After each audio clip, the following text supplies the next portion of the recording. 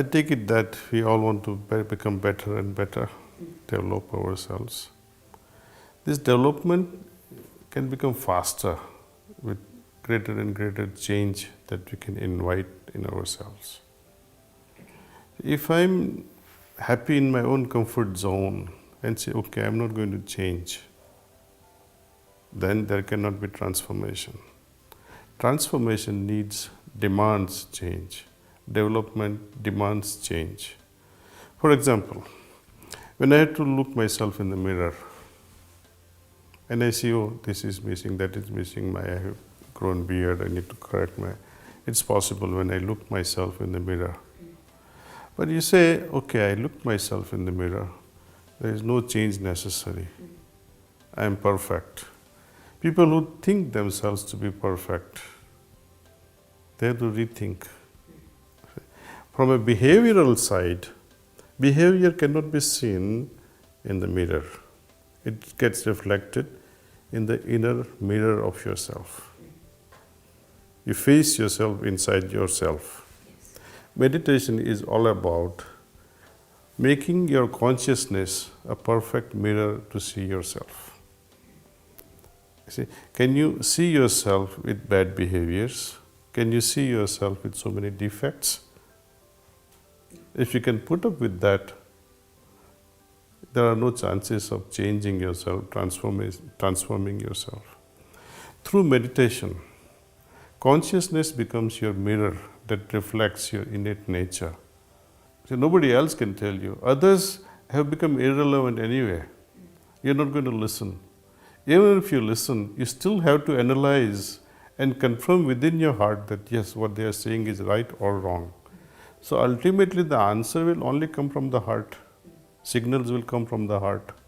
Whether to listen or not to listen, to change or not to change, or retract my steps back or go forward. All these signals come from the heart. Now if the heart is misguided, what can you do? So when we meditate, this misguidance disappears.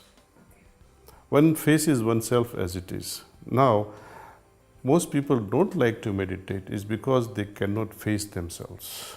They cannot face their ugliness. It's like, mirror, mirror on the wall, who is the most beautiful of them all?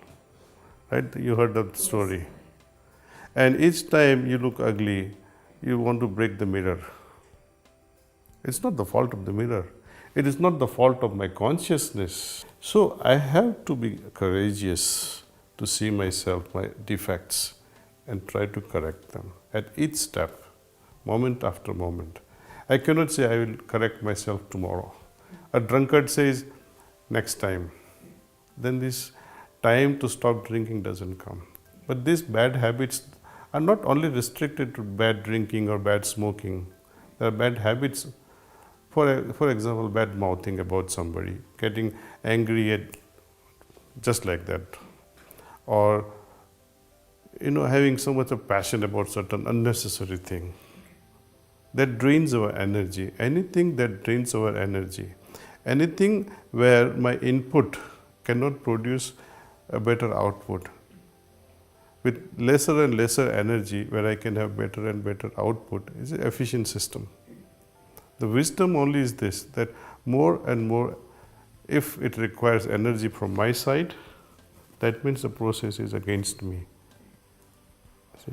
If it has to become in favor of myself, if I have to become efficient myself, then with lesser energy input, I must be able to have greater output.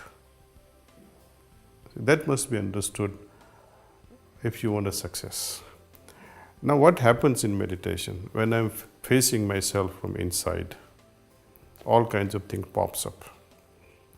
I have to make up my mind and say, okay, this is my defect, I will remove it. The way will be shown to you. Okay, yes, this is how it can be removed.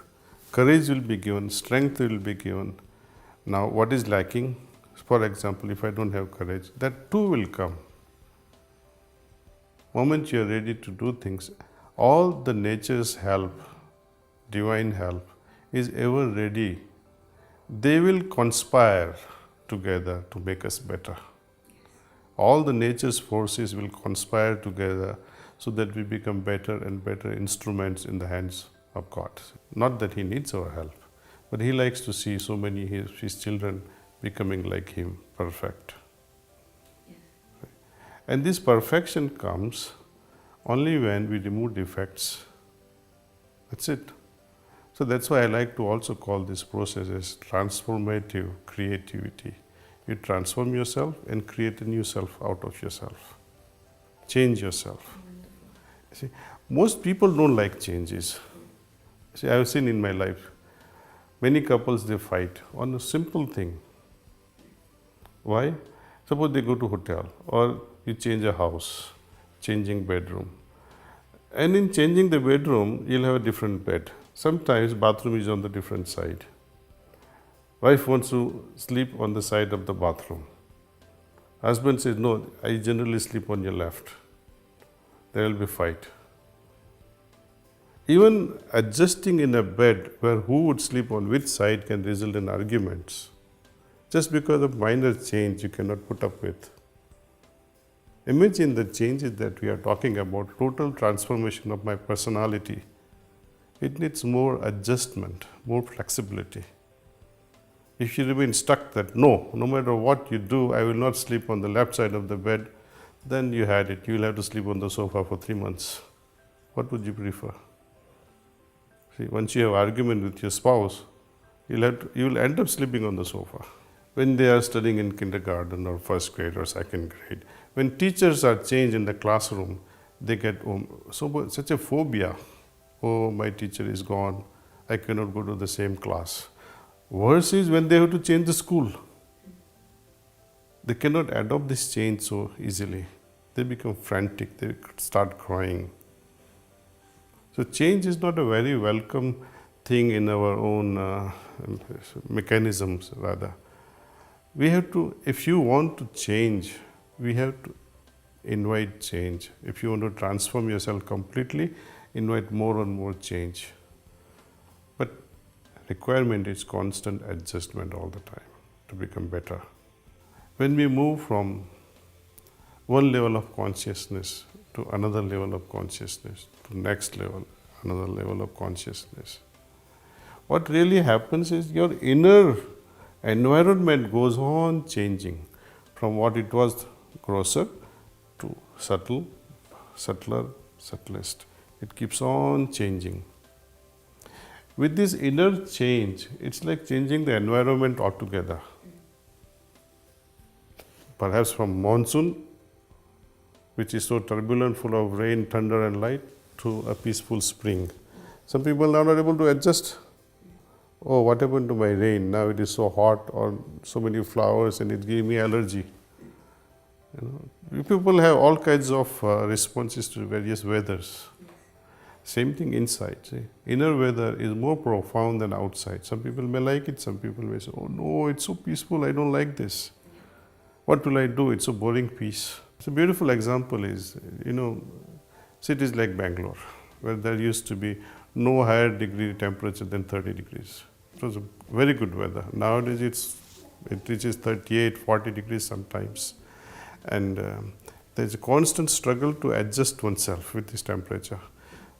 But people with air condition, 25 degrees, they have nothing to adjust. Its inner weather is perfectly fine, good. But they miss out on this varying temperature, variety of nature. Right. Now, if you look at it differently, now see, moods ever changing. See, what is Sthit Pragya, so much praised by Lord Krishna? You may be going through all kinds of weather inside, but your inner response will always be of peace, tranquility and poised. So that inner environment has to be maintained properly.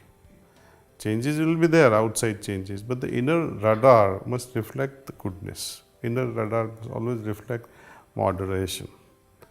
And this happens by fine-tuning ourselves, our consciousness, through meditation. Again and again we come back to the same theme, meditation.